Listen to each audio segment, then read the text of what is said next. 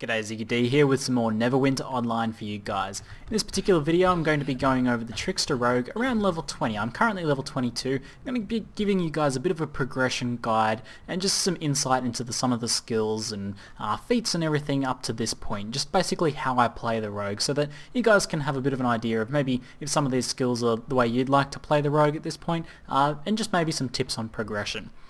So my overall concept for the Rogue at this point in time is I really like solo play in MMOs in general. I'm not much of a group player. I don't mind getting into group dungeons and things like that every now and then. But the good thing is, Neverwinter can, besides encouraging the group play in dungeons and things like that, it's actually really strongly set up for solo play. And the Trickster Rogue is actually a pretty great solo class as well, at least in my opinion. So the overall style of Trickster Rogue that I'm going for is one that maximizes both stealth and combat advantage through stealth and the benefits from those. So you're trying to get as much action points as you can through stealth and through combat advantage. You're trying to maximize the amount of time you're in stealth and the amount of time that you're getting that combat advantage as well. So on that note, I'll just quickly go over my stats that I picked basically so you guys have a bit of background knowledge. I tried to max out Dex with 20 and then focusing on Strength and Charisma and just 8 on the Wisdom and in Constitution, that sort of thing there. Now when I've been leveling, I've just been sinking points into Dexterity and Strength, which just give me Power and Crit. Basically, those are your two main stats for this sort of setup. I'm going to move away from combat for these guys being kind of noisy. There we go. So some people will say that Charisma is pretty good. It can be quite good. The main bonus you're looking at here is the combat advantage damage bonus of 4% there. However, I think strength gives you an all-round, all of the time damage bonus, so I'm going to be going with just strength and dexterity, but if you feel like going into charisma, that's another option there. So let's take a look at powers now. Now, the way that this is kind of set up is that you're going to be spending some points in skills that you might not necessarily be using straight away or now, just to be able to reach the next tiering of your leveling, but that's fine. I'll just go over the main ones that we're actually using. So for your two at-wills, while you're leveling, you're mostly just going to be using Sly Flourish and Cloud of Steel. Cloud of Steel is your ranged attack, which I'll put it in here so you guys can check it out in a moment, which is really great if you're trying to stay out of AoE. So if you're fighting mobs that do a lot of AoE on top of themselves, then Cloud of Steel is a great option, even once you unlock the next will that I use, which is Jeweler's Flurry. Now Jeweler's Flurry is your highest pretty much single target DPS in the game for the Trickster Rogue, and it is a fantastic at-will to use. It's a little bit awkward sometimes, but if you can get it behind an enemy, get your combat advantage, or even be stealth, then Jeweler's Flurry is going to do a ton of damage. But as I said, if an enemy is doing a lot of AoE, then your Cloud of Blades is a good option for that as well. Sorry, Cloud of Steel is a good option for that. In terms of my encounter powers, I'm using Dazing Strike. Dazing Strike is fantastic. It dazes a single target for a good amount of time. The stealth bonus, kind of inconsequential. I don't really recommend using it in stealth. But what it's going to do, most importantly, is give you combat advantage, which will sync in nicely with some of our feats and things like that. The second encounter power I'm going to be using is Lashing Blade, which is just a huge DPS burst, and it also is a guaranteed critical hit when you're stealthed, which, it's a great way when you're just about to run out of your stealth power, you can throw out a Lashing Blade and just really, top the damage charts with that sort of thing. And then the third encounter power I'm going to be using is Bait and Switch, which refills your stealth meter, which is fantastic, and also gives you these, action points when the enemy hits the Bait and Switch, bait side of things there. So more action points and more stealth, pretty much a no-brainer for this sort of setup. For my daily powers, I'm using Lurker's Assault, which I'll be using against strong single targets, and then I'm also using Whirlwind of Blades, which is pretty much the main good AoE that you have access to at this point. There's not much AoE on the Trickster Rogue, but you need a little bit, and for trash mobs, if you're just fighting a bunch of trash mobs, Whirlwind of Blade will pretty much one-shot most of them, so pretty good stuff there. Now, I'm actually going to switch back to Jeweler's Flurry for this, because I don't think I'll really need Cloud of Steel. So I'll go find some mobs to fight, and I'll just talk about how I cycle the skills. We'll get away from these guys because I'm going to be mainly focusing on the solo leveling side of things now, which is what you'll be doing most of the time anyway. So we'll start off the fight and we'll enter stealth pretty much straight away.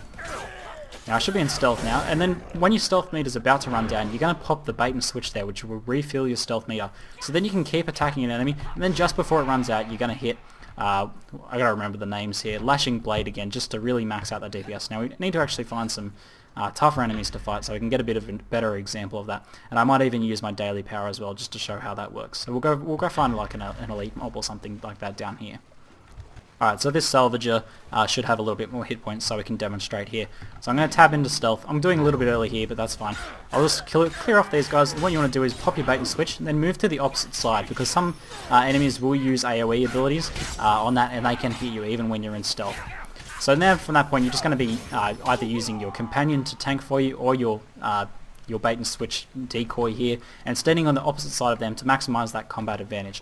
Now if you're against an enemy with even more health, then you can let's try and just do the same thing here. So we're gonna looks like we just ran out of cooldown there, but it still refilled our stealth bar, so we can pop back into stealth nice and easily there.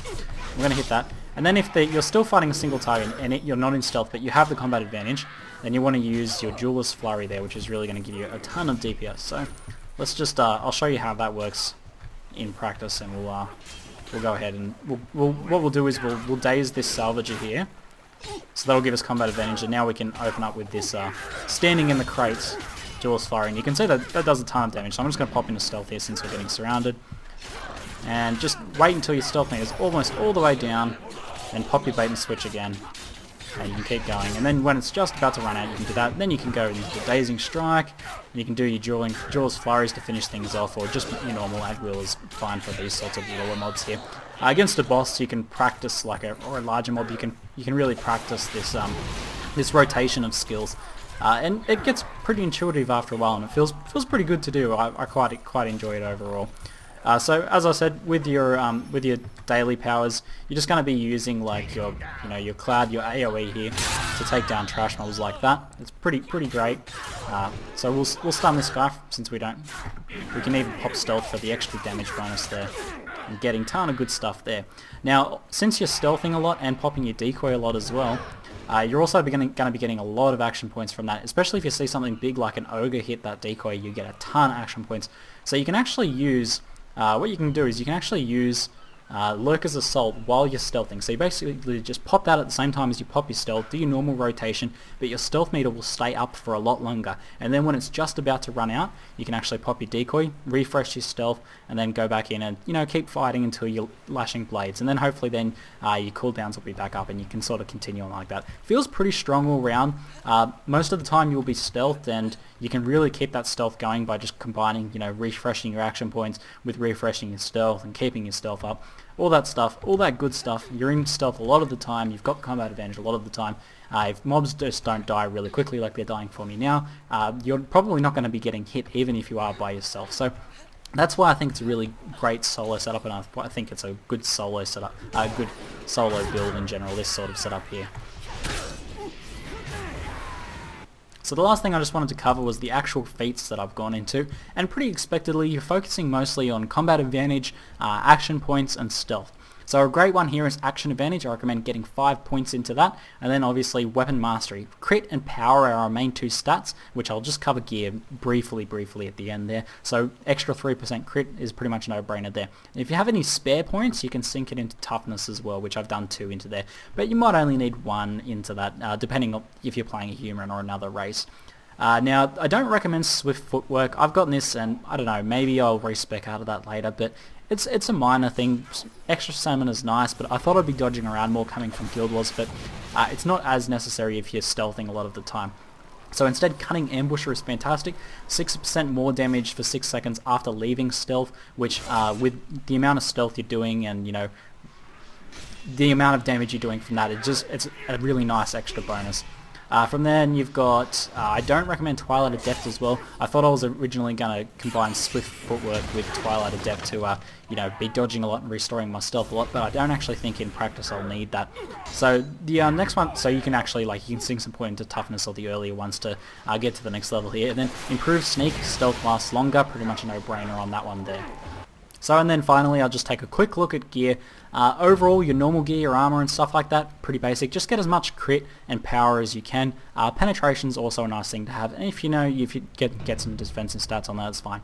But overall, while you're leveling at this point in the game, survivability is not much of an issue, so your defensive gear isn't actually that big a deal. Instead, what you want to do is focus on getting the best possible weapon that you can, either updating it through the auction house if you can, or just trying to find the best ones you can and equip them. And again, you really want to focus on power and crit strike. Penetration is also a little bit nice if you can get that. and lifesteal can be a little bit good just for adding a little bit of extra survivability, especially since you're attacking quite fast with your 2 at-wheels, Duelist Flurry and Sly Flourish, and you're dealing a lot of DPS. Lifesteal can work out pretty well since you are, putting out a lot of damage, and overall your HP total isn't that high, so you can replenish your health through lifesteal pretty quickly. So it's a nice sort of tertiary stat you can get, but mostly focusing on that power and crit damage to be able to down those mobs super quickly so you can level nice and quickly. Anyway, that's it for now. I'm ZiggyD, and thanks for watching.